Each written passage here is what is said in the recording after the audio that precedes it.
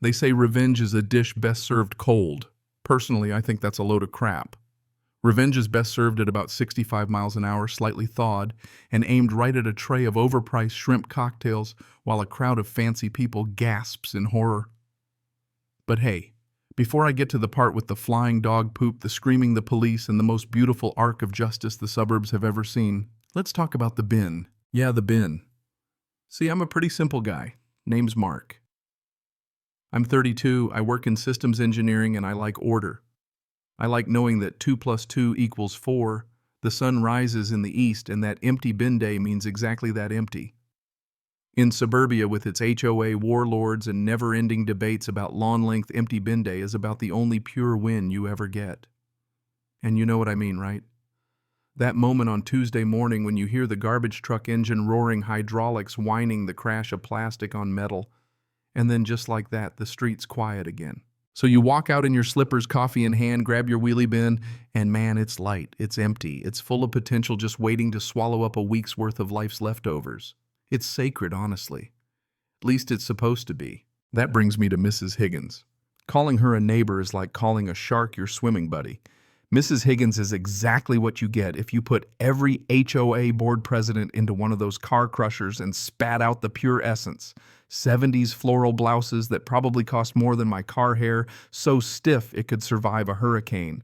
She lives to my right in a house with a lawn so green and perfect I'm pretty sure Disney animators did it by hand. Walk across it and you feel guilty like you've committed a sin. And then there's Princess, technically a dog. Spiritually, a screeching, furious rat with a taste for vengeance and high-protein kibble. Princess hates everything. Mailman, wind me, you name it. Judging by the way she snarfs down her food, I'm not sure she even likes herself. But Mrs. Higgins, oh, she adores that little beast.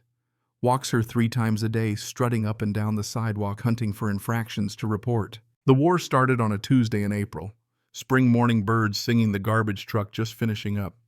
I'm in the kitchen, savoring my second cup of coffee, watching my gloriously empty bin and feeling like king of the world. Then I see her, Mrs. Higgins, tottering down her drive, Princess yanking at the leash, yapping at a squirrel. They stop at the property line. Princess gets into position. You know, dogs gotta go, it's biology, whatever. Mrs. Higgins pulls out a little neon green bag, scoops up the evidence, ties it off. Good citizen, right? Except instead of walking 20 feet back to her own cans, which are just sitting there waiting and empty, she turns left. Onto my driveway. Opens my bin. My sacred, freshly emptied bin, drops the little green grenade inside, and pats the lid like she just did me a favor. Then she waddles away, content. I stood there for a solid 10 seconds, coffee halfway to my mouth, just processing the geometry of that insult. Here's the thing. That wasn't just a bag in a pile. That was the only thing in there. The truck had just left. It would be sitting festering at the bottom of my bin for a whole week, getting baked in the sun. The smell, the flies, man, you know what I'm talking about.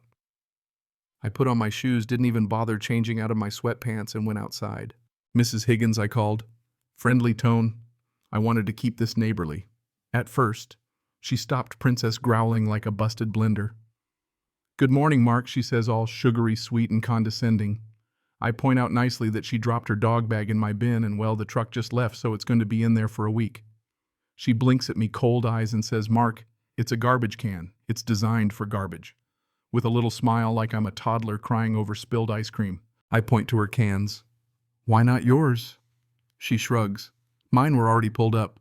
My sciatica's acting up. Besides, your bin was right there. It's public property on the curb. Now maybe you know someone like her, a person who believes rules apply to everyone but them. I tried explaining the easement, the lease, the actual law. She sniffed, told Princess the nasty man is being aggressive, and walked away. So there I was, stood over my bin lid open, staring at that little green bag at the bottom. I almost grabbed it, I did. But then I realized if I did, I'd be solving her problem for her. I'd be saying it's fine to treat my property like her own. So I left it. Dragged the bin back to the garage. By Thursday, 80 degrees outside, I tossed in some kitchen trash and nearly passed out from the smell, fermented dog poop basically, flies everywhere. Still, I thought surely she won't do it again. Next Tuesday, I'm ready. I wait for the truck, snatch the bin the second it's emptied, hide it behind my gate. Victory, right? Nope. 10 minutes later, I find the green bag just sitting in the middle of my driveway like some territorial marker. And she's watching. I know it. I pick it up, march it over, and lay it gently on her welcome mat. Felt good. For about 5 hours until I come home to find a violation notice on official HOA paper taped to my door. Improper disposal of biohazardous waste, harassment of a board member, all signed by, you guessed it, Mrs. Higgins, HOA president. Something inside me clicked. She had the power. If I kept this up, she'd fine me into bankruptcy. I needed a new strategy. So the next morning I watched as she trespassed into my backyard to drop her little bag of doom into my hidden bin. And that's when I realized I couldn't fight this with the police. I needed something more. That night I bought a deep freezer, heavy-duty vacuum bags, and a sealer. The next time she struck, I donned gloves and a mask, tongs in hand, and retrieved the bag. Labeled it, dated it, sealed it up, and tossed it in the freezer. Every bag after that same process. I became a collector, preserving every act of pettiness. My girlfriend Sarah finally found out. She stared at the frozen arsenal in horror. Mark, is that all poop? Yes, I admitted. I don't know what I'll do with it yet, but I need a delivery system. Sarah. She didn't run. She smiled. Dark, scary smile. You know about her garden party, right? That big HOA shindig in October. That's when the plan took shape. With Sarah's encouragement and a little help from a guy named Rusty, a legend in the local contractor underworld. Big guy hates HOAs more than I do. We built a catapult. Well, a garden trellis, but with springs, counterweights, the whole deal. We even tested it with water balloons, getting the range and spread just right. Party day, perfect weather, tables set, harpist plucking away. Mrs. Higgins at the podium, shaming elements that don't appreciate beauty. That's me, by the way. Rusty and I crouched in the backyard, launch 5 frozen bags of justice over the fence. They arc through the sun, splattering across the patio, the buffet, even the harpist. Chaos. Screams. Panic. Reload. Volley 2 guests running for cover, beige suits and pastel hats, fleeing in terror. Then the nuclear option, the mega bag. Straight onto the catering table, detonating in a rain of chocolate, and well, you get the idea. The cops came. I played dumb. A catapult. Here, officer. This is just a trellis. They left, shaking their heads. Mrs. Higgins. She put her house on the market 3 months later.